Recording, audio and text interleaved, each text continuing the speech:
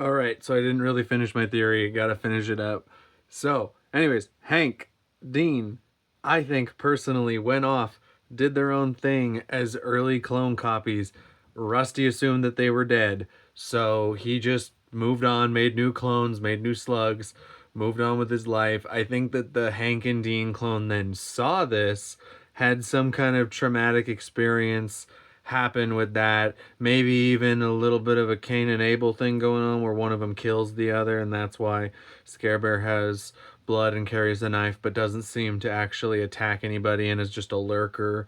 They also mentioned some talk about I think it was Jackson Public talked about how potentially Scare Bear was like one of Wes Warhammer's first like stars that got into drugs and everything. And I think with his fascination with Rusty, there is just the fascination with Rusty himself. But I also think that there could be a subplot with seeing that this Dean or Hank clone then got followed in by Wes Warhammer and taken in, and then that's why he shows up specifically at the Wes Warhammer event, is because he is pissed. He's like, how could you know my pain, you know that I don't like seeing my dad, I don't like being around him, so why would you do this to me? I'm gonna show up and fucking menace you. And like Jackson Public had said he wanted Scare Bear to try to kill Wes in the end of it if it wasn't the Blue Morpho doing it. So I think personally that not only has Dean been set up, but I think Scare Bear has been set up as this very interesting character. I think he has some kind of knowledge of super science. I like to think of it as some kind of Hank and Dean clone.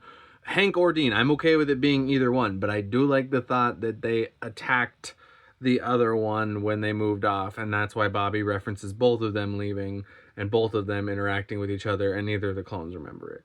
I think that they at one point attacked each other, created the Scare Bear identity as a way of covering up who they were, and then pretty much just walk around the streets of New York, being Scare Bear and protecting Hank and Dean once he figures out that they're in the area. But I think that there's some really good plot things that we could do with introducing Dean as a super scientist advocate for the victims of super science and the people, animals, and everything else. He could work with his grandma Bobby and have an amazing relationship there, as well as I think pull Scare Bear in the mix and make a good, solid good guy out of it. I also think that Hank should be set up to become a good guy. I think it'd be so great.